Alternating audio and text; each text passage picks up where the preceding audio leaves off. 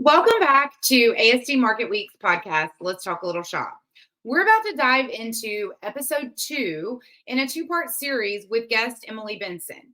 If you haven't heard of Emilie, Emilie is an author of The Ultimate Boutique Handbook and The Retail Mindset, which went to #1 on Amazon.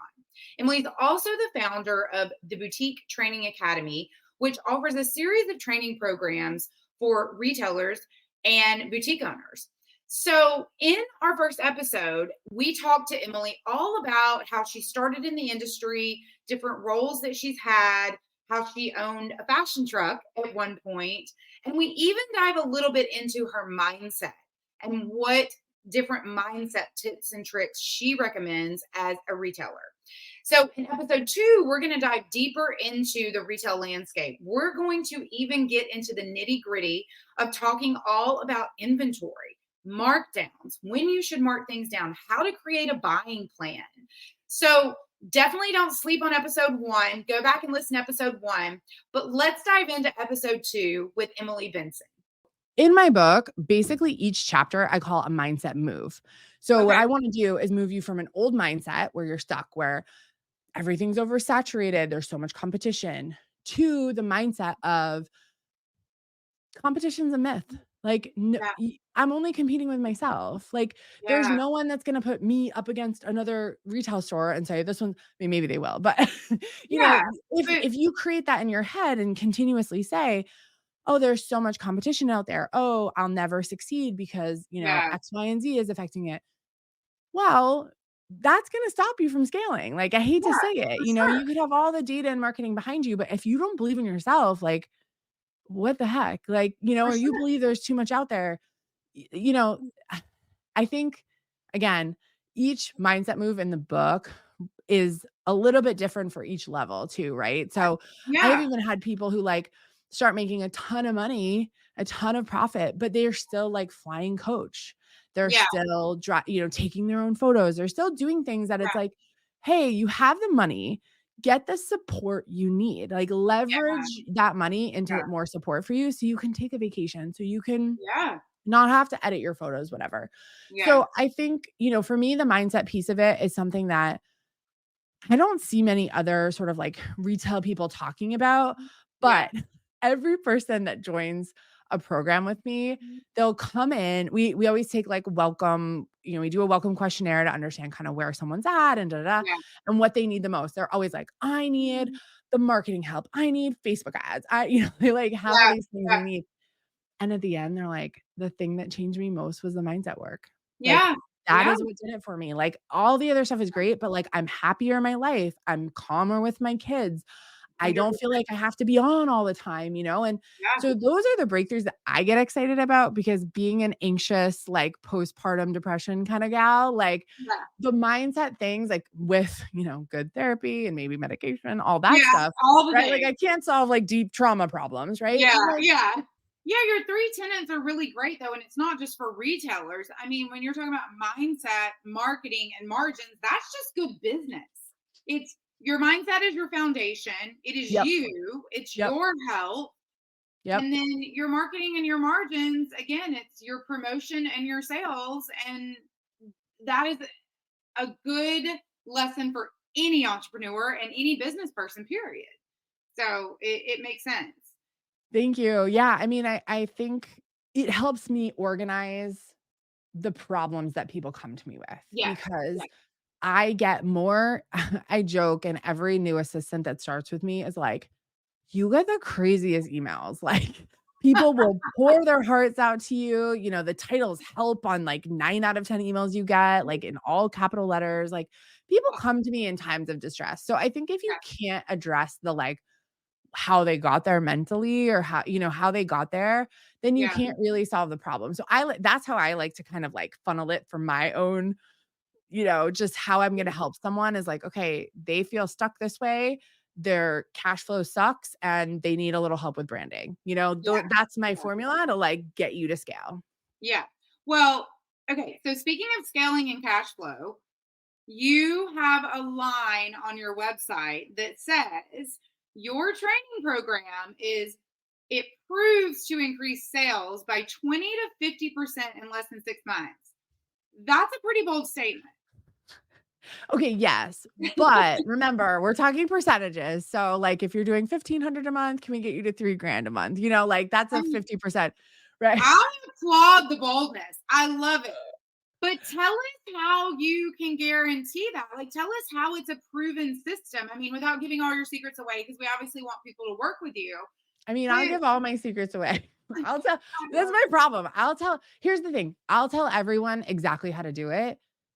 9 out of 10 people will never implement it, you know, and unless yes, they kind of true, like get accountability, they get this true, right. true. So here's how we do it. Okay. Okay. First and foremost, we have to analyze your sales. Okay. Too many retailers are just being like, I did X amount last month. Okay, well, what was your average retail price? How many units was that? How many markdowns did you have? How many discounts, refunds, right? We have to dig into the numbers of your sales because they tell a story. Yes.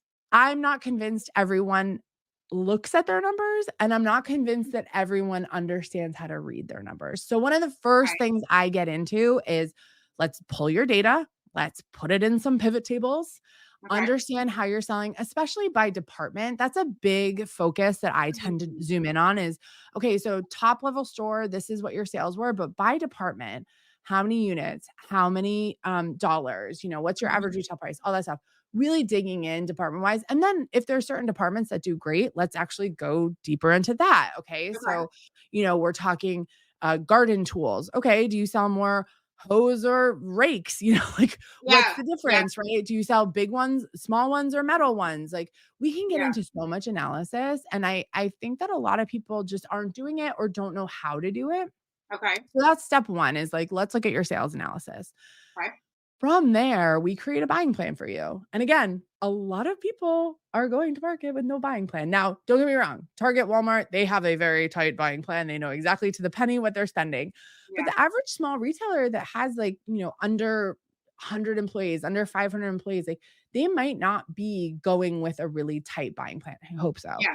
But Yeah. they might not be. So what we do is we create a really realistic buying plan too, where you're not overbuying. There's a lot of people who teach buying and have systems out there. And I find that all the time they're overbought. Like people come to me, they're like, I'm so overbought from this, the way the other person teaches it. I would rather you underbuy, especially if you can chase into product.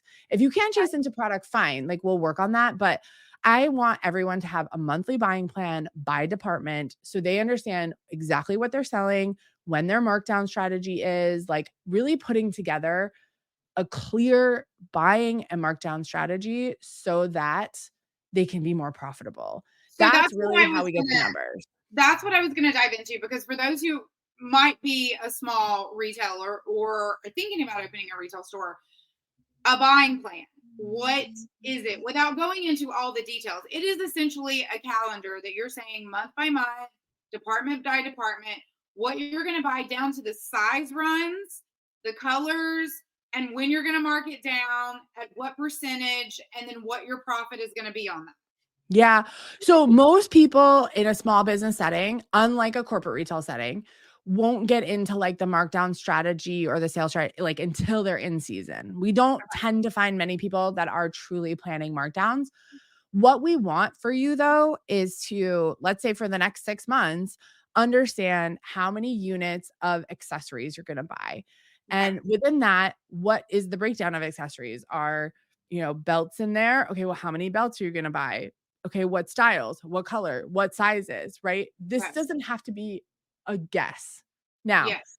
it's going to be a guesstimate because Yeah.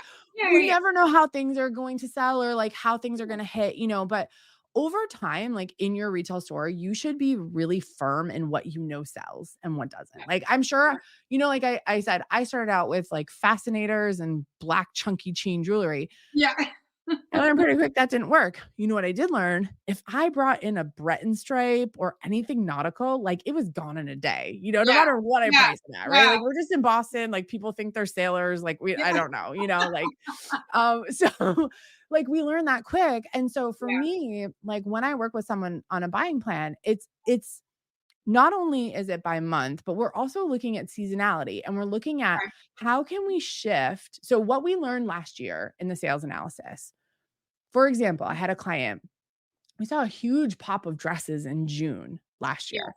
And so we're planning, this upcoming year, and I'm saying like, hey, what happened in June? Like we weren't working together. What was the deal there? And they're like, oh, well, the first week of June, we did a huge dress spread. Like that was our whole thing. And we just sold a ton of dresses. Okay. I said, well, your dress numbers in May are pretty low. And like May is historically like a good dress month. So what if you launched dresses in May and then we sold through June? They like tripled their sales in dresses in 2 months, like year over year. Okay. You know what I mean? Just because we brought it in earlier, we were more conscious. Like we looked at the sales numbers and we reacted to them appropriately. Like we should have, right? Too many people, because they don't have a buying plan and they're not analyzing their sales regularly, are overbuying in departments that aren't selling. They're holding on to things for way too long and aren't marking them down because they like, it should sell. I just need to, it's like, no, if it doesn't sell in 3 to 4 weeks, like get rid of it. Unless it's really Yeah. I make these blanket statements and I'm like, well, asterisk, like there's other things, right? Always. Yeah. There always is. But with an accurate sales analysis and an accurate buying plan, that then as you buy, so like as you're buying the month, let's say, right now it's November. Let's say we're buying January or February right now. Okay. So we have our buy plan. We buy for that. We make sure our deliveries hit, we make sure what we receive actually matches that buying plan, because sometimes that doesn't work. Oh yeah. And then after, we do a recap and we say, okay, did we sell how we thought we would? Where were the discrepancies? Where were we wrong? Where did something hit and we were like super surprised that we chased into?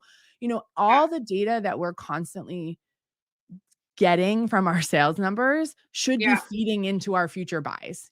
That's really, and so it's like, you always want to be looking at that. So really for me, I mean, I don't think there's anyone that's gone through my programs. And like, again, I could be wrong. There's obviously people that like, don't do what I say and blah, blah. I can't, guarantee 100%, but like the people that implement the plan that I give them, that they really start to understand their sales data. They start to make these adjustments even in store of how they're displaying things and how they're marketing, what the marketing focus is. When we kind of roll that out across everything and we say, how you're selling should be how you're buying, should be how you're marketing, should be how you're laying out the floor. And all of that is very holistic. Yes. We can totally get your sales up 20 to 50% in a very short amount of time when you start to, if you have a shorter timeline program, right? Like if you're buying 2 years out, like it's going to take us time to move that. But most of the categories we're kind of talking to have a pretty short season, like cycle, So if you can get product fast, we can adjust your business really fast. Yeah. Well, and I find when you get smarter about your buys and you start to document and put pen to paper with numbers, in a few months, you also start to see what margins you're making off of product, what moves, what doesn't. And then you can really start to be very smart about those high margin buys, which is what ASD is all about. I mean, that is why people come to ASD. It is, it is the high margin point of sale purchase, all those things that we know get us when we go into a retail store. I mean, I will be in line and there's, 5 things in my hand. And by the time I get up to the cash wrap, there's 7 because I've picked up 2 little things on the way that I just had to have. Yes. And I do think that time and energy and effort into your buying plan will also start to tell you how you can make more money quick with those high margin purchases. You're right. And I would say if I were a buyer listening to this right now, making my plans for ASD, like the number one thing I would do would be go analyze my sales, see what my top selling departments are, and then focus on those areas. Like go to the ASD website, look up the vendors that are going to be in that area, in that department, and think about how you can find margin builders in your best selling departments, because that's where it's really going to move the needle for you. Right. So, to me, the more intimate you are with the numbers, and honestly, like more money, more problems, truly, like the more money you make in your business, the more problems you potentially could have because you could spend that money erroneously, and that's what happens. Most people are just like, whoa, I'm making all this money.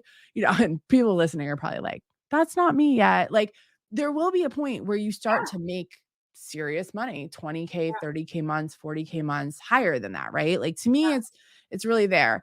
And that's when people start to freak out because they're, wait, I'm making 30K. I'm looking on my POS system. I made $30,000 this month and I have no money in my bank account and my credit cards are maxed out. Like, what the heck, right? That's a buying problem, and that's fixable, right? So, from my perspective, I think utilizing and leveraging ASD's resources that are there can also help get you out of these problems pretty quickly because you're bringing in margin builders. Yeah. No, 100%, it is true. And I will say, little tip, beauty right now is where we are seeing our buyers spend a lot of their time because it is super low price points for some of these small point of purchase, the mask, the lip balm, those small things that people want and need, but they're not going to spend a big amount of cash on, but they're so easy to have in your store and stock and so easy to get restocked. And that's another problem that you're going to have. You're going to start buying, things are going to start selling, and then you're going to find yourself in the middle of the month with an inventory problem on the other side of the spectrum. Not too much that you have to mark down, but too little and you need more coming in. And so, that's where I think shows like ASD really help, and really getting into ASD and making those relationships with those vendors at those shows and having them on tap when you need 100 more units quickly because you just looked at your buying numbers and that mask that everybody wants for them, their friends, it's the gifting item, is just selling out and you need 100 more. Yeah. I mean, I would say it's a rare situation where someone's underbuying. That's maybe like 2 out of 10 people. The 8 out of 10 people generally are overbuying because listen, it's really fun to buy for your store. Like this is kind of why we all do it. Right? I mean, that's a big part of it, right? Yeah. And once you start to spend more money, you're like, okay, there has been a couple of occasions though, where we've had clients come in and they're like, I just can't break through this number, And it's like, I had one person, it was astounding. Honestly, she came to me in like June. I looked at all her numbers. I said, you're not buying enough. Like you're selling out to do you even have a back room? Like you have a store. Like this is crazy. We had her basically double her buys, like in the right places, in the right ways. She was going from like 45, 50K months and had 100K month in August. And I was like, that's like, you can't even include that in a testimonial because it's an outlier, but it was a true testament though, to like, you almost don't believe that you could sell more and you're safe where you are. You're like, this is safe. Like I'm selling out. I don't have a lot of backs, right? There is that comfort level. But really, when you underbuy, you're just missing out on potential more money. I know. You're leaving money I totally agree. Well, I do want to shift for a minute because I want to talk about the future of retail. And we've obviously been through, the ups and downs, everybody that is, still around and survived 2008 and COVID, all in the same generation. I feel like it's the one generation that has survived 2008 and now COVID. And this is very fresh because just this weekend, a personal favorite of mine, living in Southern California and Los Angeles, Ron Herman, after 45 years of business, just said they're shutting doors. Now we know that they've shut down numerous locations, but they said they're done and they're shutting doors. Do you feel hopeful for retail, or what is your outlook for 2024 and beyond with retail? I do think that there is still the Main Street, hometown, local place. Like I still see those people doing pretty well. Now, has it gone down a bit since COVID? Like, yeah. But I do think that driven with events and in-store, parties and I'm seeing like people making wreaths right now. And, you have to get you need a reason for people to come in. And so I think that it's probably harder in LA because it is bigger, it is more diverse, right? Yeah. So I think when you're talking big city, I think location, if you can get in a neighborhoody area where there is a lot of residential and there is the local bake shop, things like that, I think is still really working.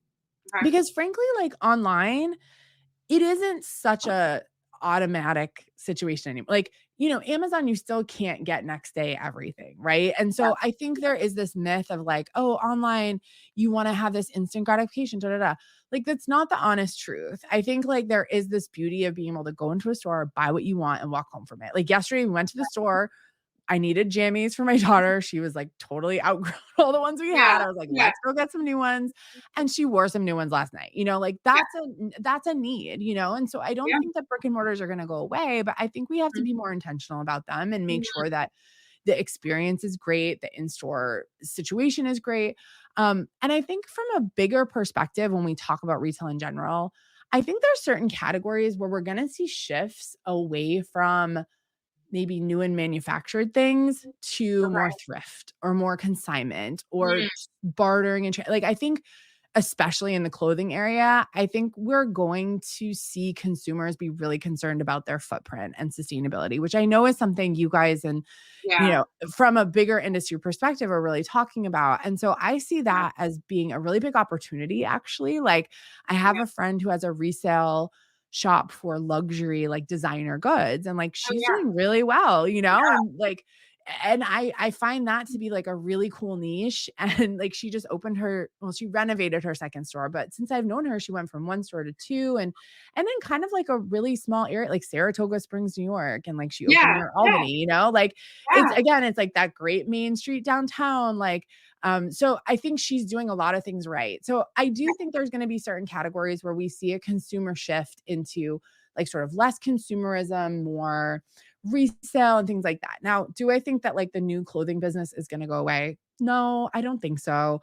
But my hope is that more people will become more conscious of what they're I mean, honestly, right now, I'm just bored on TikTok Shop because everyone's selling the same 2 jackets and long sweaters. And I'm like, we just need, or a graphic tee of Santa. Like, I can't anymore. So I think in general, across the board, people are looking for places and spaces where they can be more authentic, they can express themselves more authentically, they can dive into a hobby that they love so much. Like I've gotten really into gardening, which, is I'm an old lady now, but like I love going to garden centers and seeing their assortment. And I have my very specific garden centers that I know have certain things. So like I kind of shop. I'm like, these people have good this one has a good that.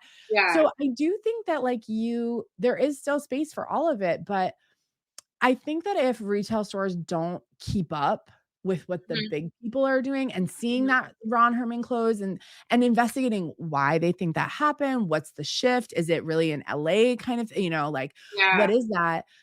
I don't think that every store closing is the end of retail. Like this retail, someone a couple years ago was talking retail apocalypse, but like retail is the oldest profession in the world. Like we've been bartering and trading for goods like for so stop, like retail's not going anywhere. Let's be all honest with ourselves.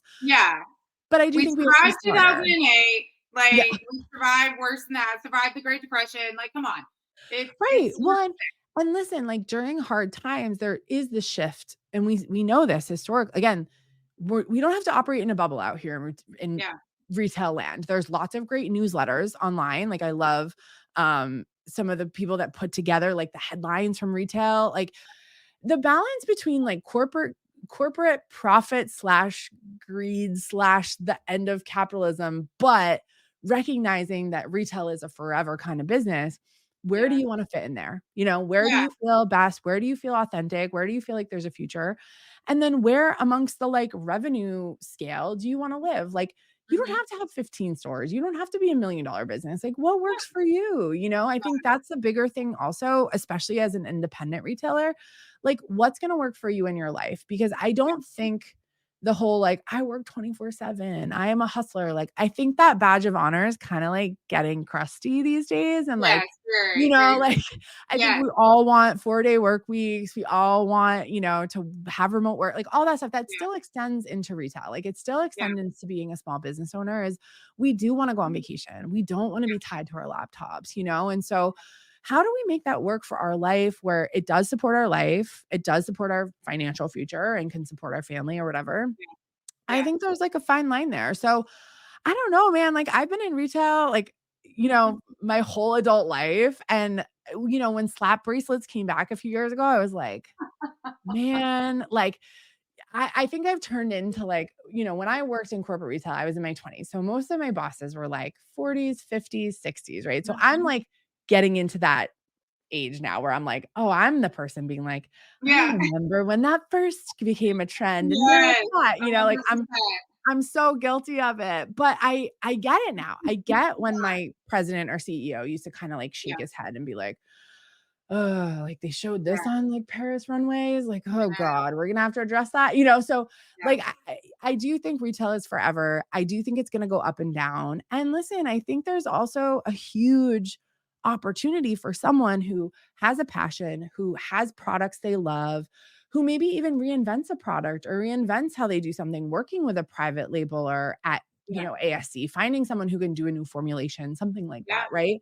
What I'll say personally is without the experience. So there's the Dover Street markets of the world Yep. who have a cafe attached to it, and you can eat lunch and you can grab drinks, and it's an experience. It's more like going to see an art exhibit.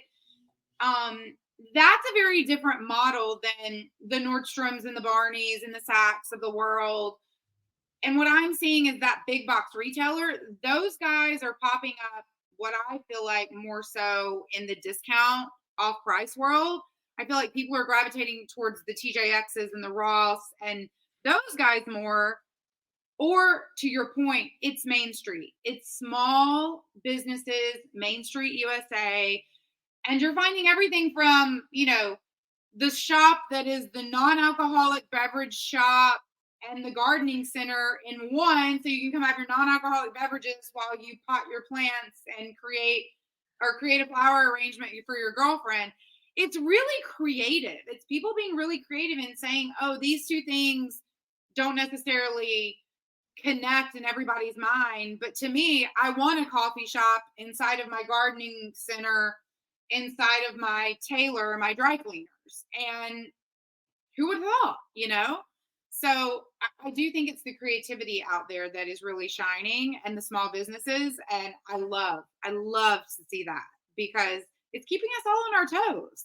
Like we all should go out there and be inspired a little bit more.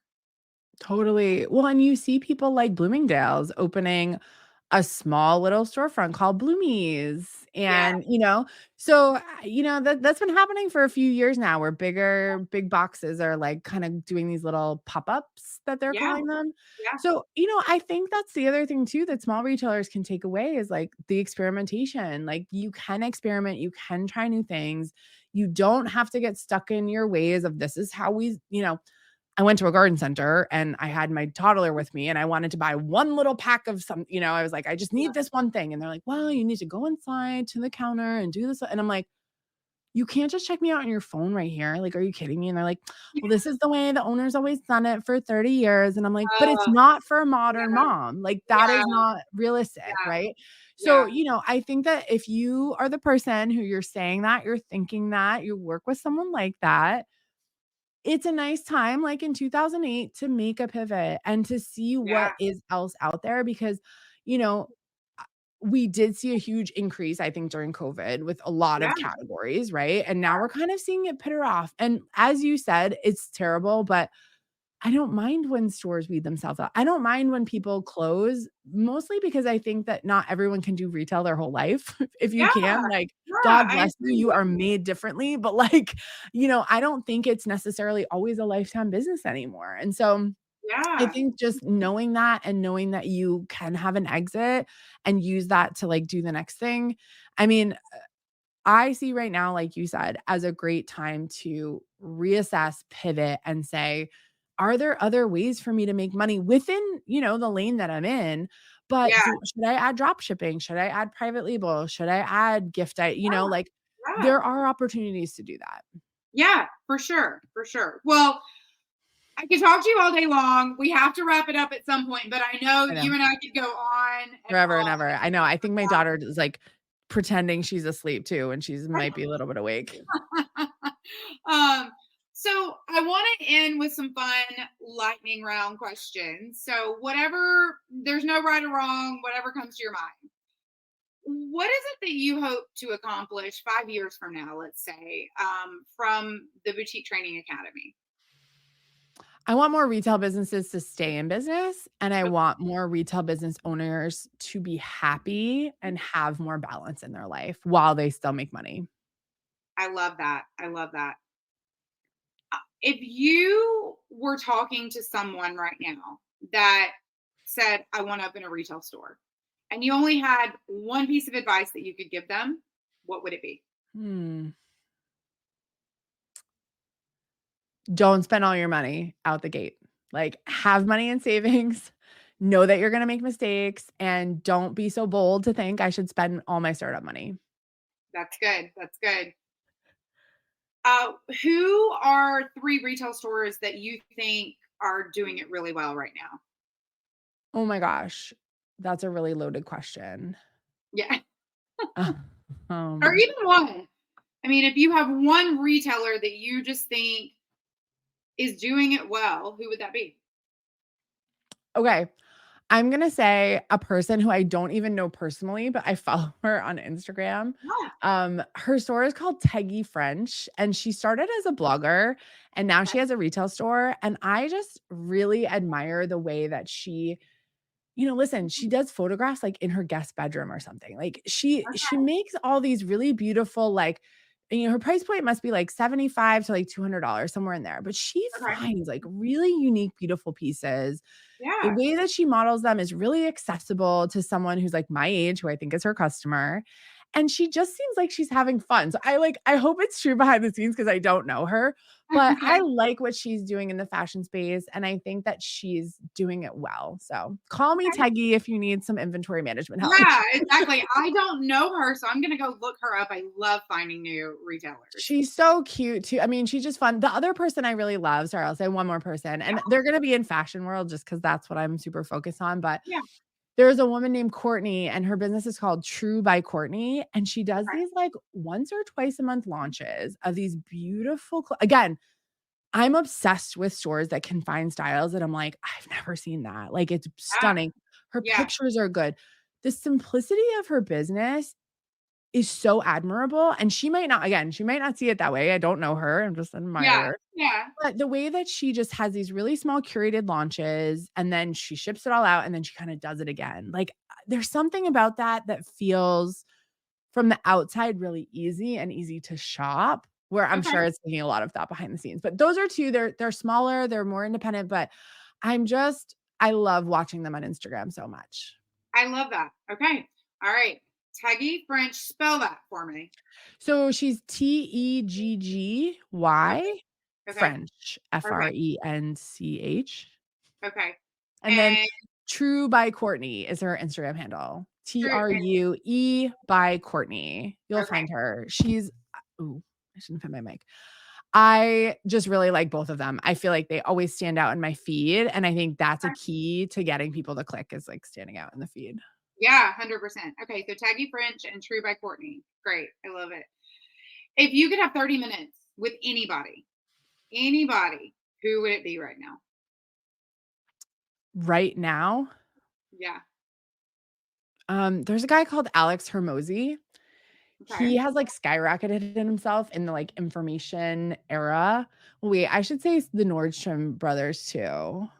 Okay.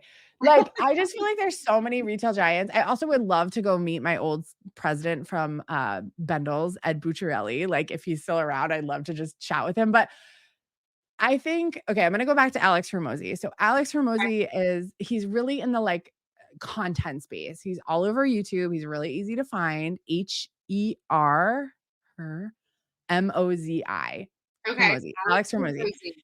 He's, like, 32 years old. He's got a beard. He wears, like, a nose breathe right strip when he does his talks. But basically, I love it. he has built, like, he has a system where he builds, like, up to $3 million businesses, and he Wow. gives away all of, like, how he does it. So, like, I Okay. started following his stuff, and I started actually implementing what he's talking about, and I'm Okay. actually seeing, like, really good results. So I like him because and I'll say this because I think everyone needs to become an online marketer now. You have to Yeah. know how to market yourself in the online world.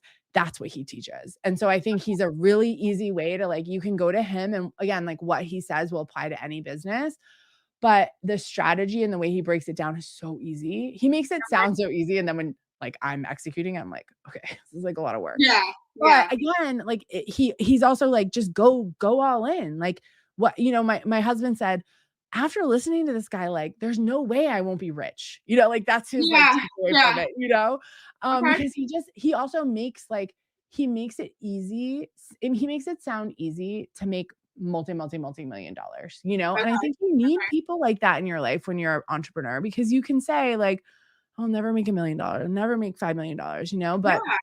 when you have other people saying, like, "This is easy," again, it goes back to your mindset. Like, you hang out with those people, you listen to them, and then you kinda trick yourself into being like, "Okay, I can be a millionaire too," or I can, I can open 15 stores too, and so Yeah. Yeah. I love him. Okay. Alex Hermosi. Okay. Yeah. All right. Unexpected, but he's I love cool. that. All right. We're going to look him up. All right. Well, first and foremost, Emilie, this has been amazing. Thank you Uh, so much. I do want to wrap it up. And our last Yeah. question, I just always like to ask everyone the same question, which is, what would you tell your 18-year-old self if you could go back and tell her one thing?